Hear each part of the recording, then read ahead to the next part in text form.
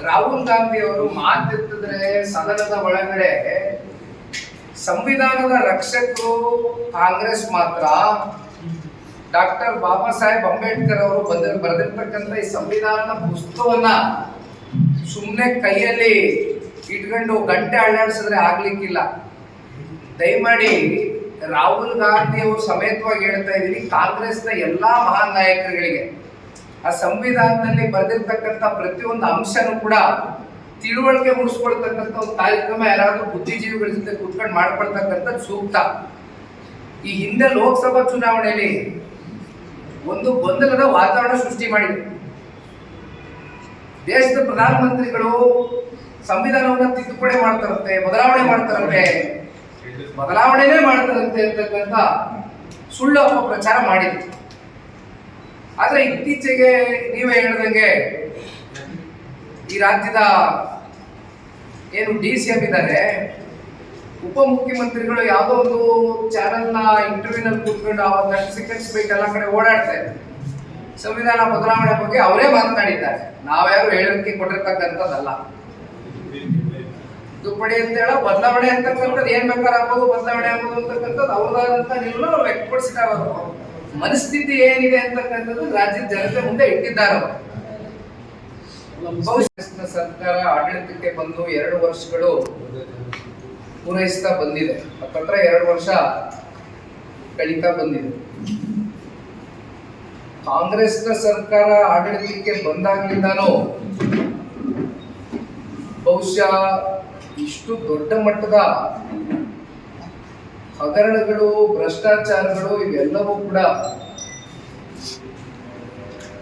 ಬಯಲಿಗೆ ಬರುತ್ತೆ ಅಂತಕ್ಕಂಥದ್ದು ರಾಜ್ಯದ ಜನತೆನೂ ನಿರೀಕ್ಷೆ ಮಾಡಿರಲಿಲ್ಲ. ಆದರೆ ಅವರ ಕಾರ್ಯವೈಖರಿ, ಅವರ ಆಡಳಿತದಲ್ಲಿ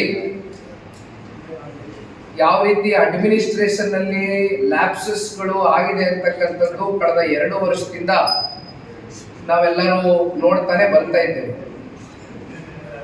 ಆದರೆ ಇತ್ತೀಚೆಗೆ ಮಾಧ್ಯಮದ ಸ್ನೇಹಿತರಿಗೆ ನಾನು ಮೊದಲನೇದಾಗಿ ಧನ್ಯವಾದಗಳನ್ನ ಸಲ್ಲಿಸಲಿಕ್ಕೆ ಇಷ್ಟಪಡ್ತೇನೆ. ಪತ್ರಿಕಾ ಮಾಧ್ಯಮ ಹಾಗೂ ದೃಶ್ಯ ಮಾಧ್ಯಮದ ಕೆಲವೊಂದಷ್ಟು ಮಾಧ್ಯಮಗಳು ಸ್ಮಾರ್ಟ್ ಮೀಟರ್ ಇನ್ಸ್ಟಾಲೇಷನ್ ನಲ್ಲಿ ನಮ್ಮ ರಾಜ್ಯಕ್ಕೆ ಸಂಬಂಧಪಟ್ಟಂತೆ ಪಾರದರ್ಶಕವಾದಂತ ಒಂದು ಟೆಂಡರ್ ಪ್ರಕ್ರಿಯೆ ಆಗಿಲ್ಲ ಅಂತಕ್ಕಂಥದ್ರ ಬಗ್ಗೆ ಹಲವಾರು ಮಾಹಿತಿಗಳನ್ನ ಸಂಗ್ರಹಣೆ ಮಾಡಿ ಈಗ ತಾನೇ ನಾವೆಲ್ಲ ರಾಜಕಾರಣದಲ್ಲಿ ಬರಬೇಕು, ನಮ್ಮಂತ ಯುವಕರುಗಳು ಇನ್ನು ಸಹಸ್ರಾರು ಸಂಖ್ಯೆಯಲ್ಲಿ ರಾಜಕಾರಣಕ್ಕೆ ಬರಬೇಕು ಅಂತಕ್ಕಂಥ ಬೈಕ್ ಇಟ್ಕೊಂಡಿರ್ತಕ್ಕಂಥ ಯುವಕರು ನಾವೇನ್ ಅಪೇಕ್ಷೆ ಪಡ್ತಾ ಇದೀವಿ ಅಂದ್ರೆ, ಸದನದ ಒಳಗಡೆ ಎಂತೆಂತ ಮಹನೀಯರು, ಪುಣ್ಯಾತ್ಮರು, ಎಂತೆಂತ ಅದ್ಭುತವಾದಂತ ಆಡಳಿತವನ್ನ ಕೊಟ್ಟಿರ್ತಕ್ಕಂಥ ಆಡಳಿತಗಾರರು ಒಂದು ಇತಿಹಾಸ ಇದೆ. ನಮ್ಮ ವಿಧಾನಸೌಧ ದೇವಾಲಯ ಇದ್ದಂಗೆ, ಇಂಥ ದೇವಾಲಯದಲ್ಲಿ ಇವತ್ತು ಬೆಳಗ್ಗೆ ಮನಿ, ಸಂಜೆ ಹನಿ, ಮನಿ ಹನಿ ಸರ್ಕಾರ ಆಗೋಗಿದೆ. ವಿಪರ್ಯಾಸ ರೀ. ನಮ್ಮಂತ ಯುವಕರಿಗೆ ಸ್ಫೂರ್ತಿದಾಯಕವಾದಂತ ಒಂದು ವಿಷಯದಾಯಕವಾದಂತ ಚರ್ಚೆಗಳು ಮಾಡಿದಾಗ ನಾವು ಅದನ್ನ ಬಯಸ್ತಾ ಇದ್ದೀವಿ.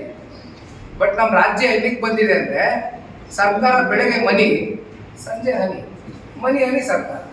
ಸರಿಗ ಈ ಒಂದು ಸದನ ನಡೀಬೇಕಾದ್ರೆ ಸದನದ ಇನ್ನೇನು 2-3 ದಿನಗಳು ಸದನ ಅಂತ್ಯ ಆಗಬೇಕಾಗಿತ್ತು. ಆ ಸಂದರ್ಭದಲ್ಲಿ